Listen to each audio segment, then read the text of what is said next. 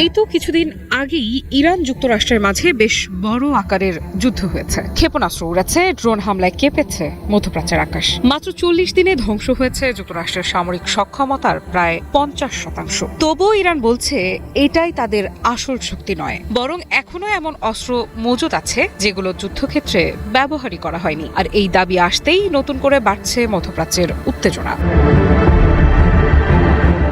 রুশ সংবাদ মাধ্যম RIA নভোস্তিকে দেয়া এক সাক্ষাৎকারে ইরানের এক সামরিক সূত্র জানায়, তেহরান নিজস্ব প্রযুক্তিতে এমন আধুনিক অস্ত্র তৈরি করেছে যা এখনো বিশ্বের সামনে আনা হয়নি। তাদের ভাষায়, সাম্প্রতিক সংঘাতে যুক্তরাষ্ট্র ও ইসরায়েলের বিরুদ্ধে যেসব অস্ত্র ব্যবহার করা হয়েছে সেটাই ইরানের পূর্ণ সামরিক সক্ষমতা নয়, বরং আরও শক্তিশালী, আরও উন্নত অস্ত্র এখনো গোপন রাখা হয়েছে। প্রশ্ন উঠছে, তাহলে ইরান আসলে কি লুকিয়ে রেখেছে?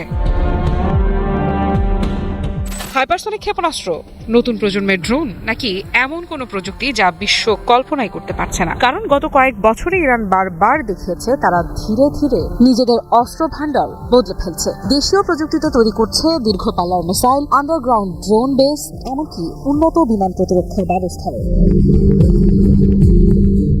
ইরানের ওই সামরিক সূত্র আরও বলছে, প্রতিরক্ষা সরঞ্জাম বা সক্ষমতায় তাদের কোনো ঘাটতি নেই এবং এবার তারা সংযম দেখানোর পক্ষেও না। এই একটি বাক্যই এখন বিশ্লেষকদের ভাবিয়ে তুলেছে। কারণ সাম্প্রতিক সংঘাতে ইরান তুলনামূলক নিয়ন্ত্রিত প্রতিক্রিয়া দেখিয়েছে বলে মনে করা হচ্ছিল, কিন্তু এখন তেহরানের বার্তা স্পষ্ট, পরবর্তী হামলা হলে প্রতিক্রিয়াও হবে ভিন্ন মাত্রার। এদিকে একই সুরে হুঁশিয়ারি দিয়েছেন ইসলামিক রেভলিউশনারি গার্ড ক্রপস বা IRGC। এক বিবৃতিতে বাহিনীটি বলেছে, যুক্তরাষ্ট্র ও ইসরায়েল এখনো আগের পরাজয় থেকে শিক্ষা নেয়নি। তারা দাবি করেছে, বিশ্বের সবচেয়ে ব্যয়বহুল ও দুই সেনাবাহিনী একসাথে আক্রমণ চালালেও ইরান তখনও নিজেদের সব সামরিক সক্ষমতা ব্যবহার করেনি। IRGCর ভাষায়, আমরা এখনো ইসলামী বিপ্লবের সব সামরিক ক্ষমতা ব্যবহার করিনি। আর এখানেই বাড়ছে কৌতূহল। কারণ যদি এটাই ইরানের সীমিত প্রতিক্রিয়া হয়, তাহলে পূর্ণ শক্তি ব্যবহার করলে কি হতে পারে? IRGC আরও বলেছে, ইরানের বিরুদ্ধে আবারও হামলা হলে যুদ্ধ শুধু মধ্যপ্রাচ্যে সীমাবদ্ধ থাকবে না, সংঘাত ছড়িয়ে যেতে পারে আরও বড় পরিসরে। এমনকি তারা হুঁশিয়ারি দিয়ে বলেছে, ইরানের পাল্টা আঘাত এমন জায়গায় পৌঁছবে যা শত্রুরা কল্পনাও করতে পারবে না।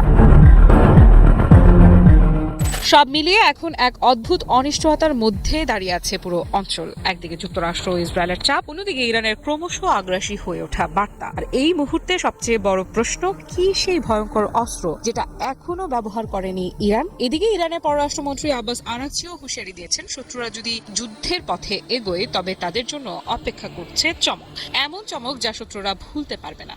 তবে কি ইরানের হাতে আছে এমন অস্ত্র যা বিশ্ব রাজনীতির ক্ষমতার ভারসাম্য বদলে দিতে চলেছে?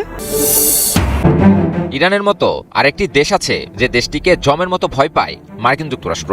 বলুন তো কোন দেশের কথা বলছি? ভিডিওটি একবার পজ করে ভাবুন। সে দেশটি যুক্তরাষ্ট্রের খুব কাছে অবস্থিত, আর সেটি হলো ফিদেল কাস্ত্রোর দেশ কিউবা। এবার ইরানের মতো কিউবাতেও মার্কিন চাপাচাপির বিষয়টি নিয়ে সরব হলো চীন। তবে কি ইরানের মতো কিউবা ইস্যুতেও চীন যুক্তরাষ্ট্র প্রকাশ্য দ্বন্দ্বে জড়াবে? পুঁজিবাদের কেন্দ্রভূমি মার্কিন যুক্তরাষ্ট্রের ঠিক পাশেই প্রতিষ্ঠিত হয়েছিল সমাজতান্ত্রিক রাষ্ট্র কিউবা। কিউবায় সমাজতন্ত্র প্রতিষ্ঠার পর থেকেই মার্কিন যুক্তরাষ্ট্র দেশটির উপর নানামুখী নিষেধাজ্ঞা, অর্থনৈতিক অবরোধ ও রাজনৈতিক চাপ প্রয়োগ করতে থাকে। তবে তৎকালীন পরাশক্তি সোভিয়েত ইউনিয়ন এবং সমাজতান্ত্রিক চীনের শক্তিশালী ভূরাজনৈতিক ও অর্থনৈতিক সমর্থনের কারণে প্রবল মার্কিন চাপ উপেক্ষা করেও কিউবা টিকে থাকতে সক্ষম হয়। বর্তমানে ইরানের পাশাপাশি কিউবাকে নিয়েও নানা রকম ফন্দি ফিকির করে যাচ্ছে যুক্তরাষ্ট্র। এবার কিউবা ইস্যুতে যুক্তরাষ্ট্রকে সংযত হওয়ার আহ্বান জানালো চীন। সম্প্রতি কিউবার সাবেক প্রেসিডেন্ট রাউল কাস্ত্রোর বিরুদ্ধে হত্যার অভিযোগে মামলা দায়ের করার পর এ আহ্বান জানালো চীন। একই সাথে কিউবার উপর চাপ প্রয়োগ ও হুমকি ধামকিও বন্ধেরও আহ্বান জানিয়েছে বেইজিং। চীনের পররাষ্ট্র মন্ত্রণালয়ের মুখপাত্র গু জিয়াকুন নিয়মিত সংবাদ সম্মেলনে এ বিষয়ে প্রতিক্রিয়া জানান। বেইজিংয়ের দাবি, কিউবার বিরুদ্ধে যুক্তরাষ্ট্রের এই ধরনের বিচারিক অপব্যবহার ও হুমকি প্রদান বন্ধ করা উচিত। গু জিয়াকুন বলেন, কিউবার উপর থেকে নিষেধাজ্ঞা এবং বিচারিক অপব্যবহার যুক্তরাষ্ট্রের বন্ধ করা উচিত। যে কোনো মতবিরোধের ক্ষেত্রে বারবার শক্তি প্রয়োগের হুমকি দেওয়া অনুচিত বলেও মন্তব্য করেন তিনি। কিউবা 94 বছর বয়সী সাবেক প্রেসিডেন্ট রাউল কাস্ট্রোর বিরুদ্ধে ষড়যন্ত্রমূলক হত্যাসহ বেশ কিছু গুরুতর অভিযোগ আনে যুক্তরাষ্ট্র। 1996 সালে কিউবা ও ফ্লোরিডার মধ্যবর্তী আকাশসীমায় দুটি বিমান ভূপাতিত করার ঘটনায় মার্কিন নাগরিকদের মৃত্যুর অভিযোগ তোলা হয় রাউল কাস্ট্রোর বিরুদ্ধে। তৎকালীন সময়ে কিউবার সশস্ত্র বাহিনীর কমান্ডার হিসেবে দায়িত্ব পালন করা রাউল কাস্ট্রো ওই ঘটনার পর আন্তর্জাতিকভাবে তীব্র সমালোচনার মুখে পড়েছিলেন। কিউবার সাবেক প্রেসিডেন্ট এবং দেশটিতে সমাজতান্ত্রিক শাসনের প্রতিষ্ঠাতা ফিদেল কাস্ট্রোর ভাই রাউল কাস্ট্রোর বিরুদ্ধে হত্যার অভিযোগে যুক্তরাষ্ট্রের মামলা দায়ের নিয়ে দুই দেশের মধ্যে চরম উত্তেজনাকর পরিস্থিতি বিরাজ করছে। সম্প্রতি কিউবার বিরুদ্ধে মার্কিন নিষেধাজ্ঞা আরোপের ফলে কিউবাতে বিদ্যুৎ ঘাটতি ও খাদ্য সংকট দিন দিন তীব্র হচ্ছে। এতে মানবিক সংকটের মুখোমুখি হচ্ছে কিউবা। আর এই মানবিক সংকটের মুখেই কিউবা ইস্যুতে সরব হলো চীন। শুধু চীনই নয়, রাশিয়াও নানা ইস্যুতে কিউবার পাশে থাকে এবং সাহায্য সহযোগিতা প্রদান করে। বিশ্লেষকদের মতে বিশ্ব যে ক্রমেই এক বড় পরিবর্তনের মধ্য দিয়ে যাচ্ছে, ইরান কিউবা সহ সাম্প্রতিক ঘটনাবলী সে বিষয়টিকেই আরও জোরালো করে তুলে ধরছে। বার্তা সংস্থা সিএনএন জানিয়েছে যে সংঘাতে ক্ষতিগ্রস্ত ক্ষেপণাস্ত্র ঘাঁটি, উৎক্ষেপণ সরঞ্জাম এবং অত্যাবশ্যকীয় অস্ত্র ব্যবহার, উৎপাদন লাইন মেরামত ও প্রতিস্থাপনের মাধ্যমে ইরান তার হারানো সামরিক শক্তি পুনরুদ্ধার করছে এবং তারা এখন আগের চেয়েও অধিক শক্তিশালী। সিএনএনের একটি প্রতিবেদন অনুসারে মার্কিন ইসরায়েলি হামলায় হ্রাস পাওয়া সামরিক সক্ষমতা ইরান অনুমানের চেয়েও অনেক দ্রুততার সাথে পুনর্গঠন করছে।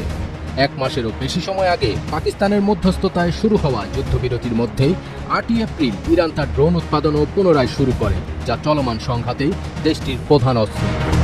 একটি সূত্র সিএনএনকে জানিয়েছে যে বর্তমানে ইরানের ড্রোন সক্ষমতার 50% ঠিক আছে। সূত্রগুলো আরও জানিয়েছে যে সংঘাতে ক্ষতিগ্রস্ত ক্ষেপণাস্ত্র ঘাঁটি, উৎক্ষেপণ সরঞ্জাম এবং অত্যাবশ্যকীয় অস্ত্র ব্যবস্থার উৎপাদন লাইন মেরামত ও প্রতিস্থাপনের মাধ্যমে ইরান আগের চেয়েও বেশি শক্তিশালী হয়ে উঠেছে।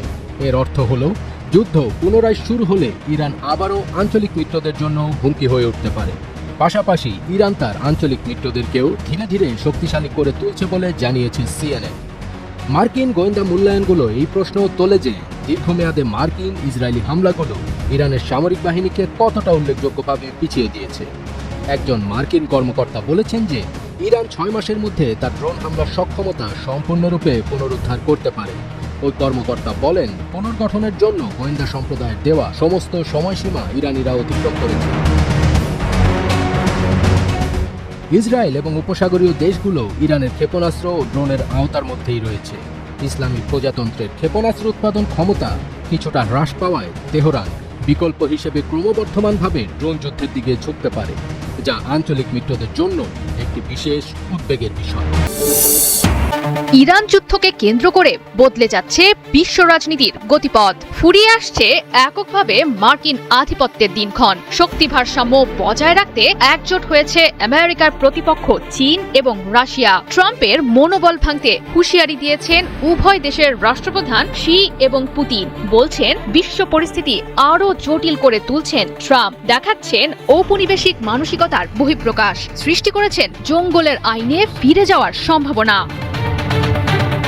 পরিস্থিতি স্বাভাবিক রাখতে সম্প্রতি চীন সফরে যান রাশিয়ার প্রেসিডেন্ট ভ্লাদিমির পুতিন। বৈঠক করেন চীনের প্রেসিডেন্ট শি জিনপিং এর সঙ্গে। তাদের আলোচনার মূল বিষয়বস্তু ছিল মধ্যপ্রাচ্যে চলমান উত্তপ্ত পরিস্থিতি নিরসন এবং ইরান সংকট নিয়ে সমঝোতায় আসা। মূলত অমীমাংসিত ইরান যুদ্ধের ইতি টানতে চাইছেন শি এবং পুতিন। উদ্দেশ্য যুদ্ধবাজ ট্রাম্পের লাগাম টেনে ধরা এবং মধ্যপ্রাচ্যে শান্তি ফিরিয়ে আনা। উভয় নেতারই দাবি সামরিকভাবে নয় বরং কূটনৈতিকভাবে উচিত ইরান যুদ্ধের সমঝোতা করা। সংকট সমাধানে জোর দিয়েছেন যুদ্ধবিরতি এবং পারস্পরিক সংলাপের ওপর। আমেরিকার চাপ, ইরানের পারমাণবিক কর্মসূচি এবং হুরমুজ প্রণালীর নিরাপত্তা নিয়ে নিজেদের উদ্বেগের কথাও জানান এ দু নেতা। প্রকাশ করেছেন মার্কিন ক্ষেপণাস্ত্র প্রতিরক্ষা ব্যবস্থা গোল্ডেন ডোম নিয়ে নিজেদের আশঙ্কার কথা।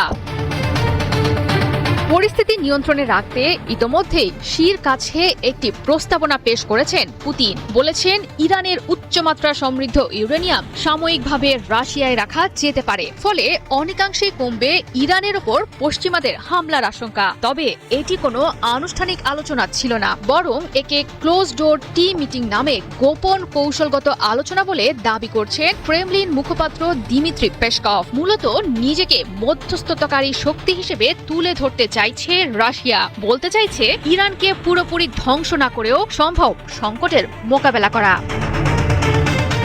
ইরান যুদ্ধের সরাসরি বিরোধিতা করেন চীনের প্রেসিডেন্ট শি জিনপিং। তার দাবি, মধ্যপ্রাচ্যে সংঘাত ছড়িয়ে পড়লে ভয়াবহ ঝুঁকির মুখে পড়বে বৈশ্বিক জ্বালানি ও বাণিজ্য। বেইজিং এর প্রত্যাশা আবারও বড় কোনো সংঘাতের সূত্রপাত না হোক, অটুট থাকুক ইরানের সার্বভৌমত্ব। কেননা মধ্যপ্রাচ্যের হুরমুজ প্রণালী দিয়েই বিপুল পরিমাণ তেল আমদানি করে থাকে চীন।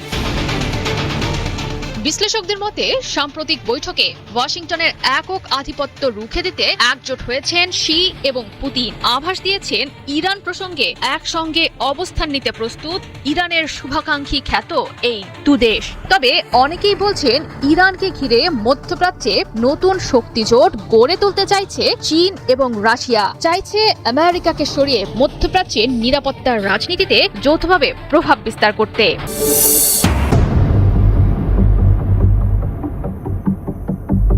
ইরান যুদ্ধে নিজেদের বিপুল ক্ষয়ক্ষতির কথা বিশ্ববাসীর কাছে লুকিয়ে রেখেছিল আমেরিকা। পেন্টাগন এবং মার্কিন সেন্ট্রাল কমান্ড দীর্ঘ সময় ধরে দাবি করে আসছিল তাদের তেমন কোনো বড় ক্ষতি হয়নি, কিন্তু মার্কিন কংগ্রেশনাল রিসার্চ সার্ভিস CRS এর সাম্প্রতিক অফিসিয়াল রিপোর্ট আমেরিকার সেই মিথ্যা তথ্য ফাঁস করে দিয়েছে। রিপোর্ট অনুযায়ী ইরানের সঙ্গে সরাসরি লড়াইয়ে আমেরিকার অন্তত 42টি দামি সামরিক বিমান ও ড্রোন ধ্বংস হয়েছে অথবা পুরোপুরি অকেজো হয়ে গেছে। এতদিন পেন্টাগন কেবল সাধারণ কিছু যান্ত্রিক ত্রুটির কথা বললেও এখন দেখা যাচ্ছে তাদের ব্যাপক ক্ষয়ক্ষতি হয়েছে। রিপোর্টে বলা হয় ইরান যুদ্ধে গোপনীয়তা এবং তথ্য আড়াল করায় আমেরিকার প্রকৃত ক্ষয়ক্ষতির পরিমাণ আরও বেশি হতে পারে। এদিকে মার্কিন কংগ্রেসে ইরান যুদ্ধের ক্ষয়ক্ষতির স্বীকার করতে বাধ্য হয়েছেন আমেরিকার অর্থ বিষয়ক প্রধান জুলস হার্স্ট। ইরানের বিরুদ্ধে অপারেশন এপিক ফিউরিতে এ পর্যন্ত $29 বিলিয়ন বেশি খরচ হয়েছে বলে জানিয়েছেন তিনি। এই বিশাল অঙ্কের অর্থের বড় অংশই ব্যয় হচ্ছে হারানো যুদ্ধ বিমানগুলোর পেছনে, যা এতদিন মার্কিন সরকার প্রকাশ করেনি। ইরানের আকাশে ধ্বংস হওয়া বিমানের তালিকায় রয়েছে 4টি F-15A স্ট্রাইক ইগল এবং আমেরিকার সবচেয়ে গর্বের একটি F-35 লাইটনিং যুদ্ধ বিমান। এছাড়া আকাশ যুদ্ধের মস্তিষ্ক হিসেবে পরিচিত একটি E-3 সেন্ট্রি কমান্ড বিমান এবং 24টি MQ-9 রিপার ড্রোন ধ্বংস হওয়ার তথ্য এতদিন সাধারণ মানুষের চোখের আড়ালে রাখা হয়েছিল। এখন পর্যন্ত এই ভয়াবহ ক্ষয়ক্ষতির কোনো পূর্ণাঙ্গ এবং স্বচ্ছ তালিকা প্রকাশ করতে সাহস পায়নি আমেরিকার প্রতিরক্ষা বিভাগ। পেন্টাগনের এই তথ্য লুকানোর প্রবণতা এটাই প্রমাণ করে মধ্যপ্রাচ্যে আমেরিকার একচ্ছত্র দাপট এখন চরম সংকটের মুখে। ইরান যুদ্ধে তারা মানসিকভাবে পরাজয় মেনে নিলেও তা বিশ্বের সামনে প্রকাশ করতে ভয় পাচ্ছে। এদিকে আমেরিকার ক্ষয়ক্ষতি গোপনের এই প্রচেষ্টাকে বিদ্রূপ করেছেন ইরানের পররাষ্ট্রমন্ত্রী আব্বাস আরাগচি।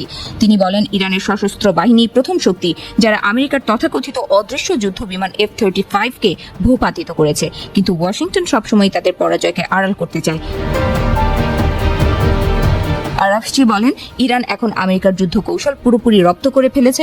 সামনের লড়াইয়ে ইরান আরো বড় কোনো গোপন হামলা বা সারপ্রাইজ দিয়ে আমেরিকাকে হতভম্ব করে দেবে বলে হুঁশিয়ারি দেন তিনি। বিশ্লেষকদের মতে আমেরিকা কেবল তাদের দেশের ভেতরে জনগণের চাপ এড়াতে এবং আন্তর্জাতিক বাজারে তাদের অস্ত্রের ভাবমূর্তি রক্ষা করতেই ইরান যুদ্ধে এই ক্ষয়ক্ষতির তথ্য গোপন করেছে। যেখানে একটি F-35 বিমানের পতন মানে কয়েকশো কোটি ডলারের লোকসান, সেখানে 42টি আধুনিক আকাশযান হারানো মানে আমেরিকার জন্য এক বিশাল কৌশলগত বিপর্যয়।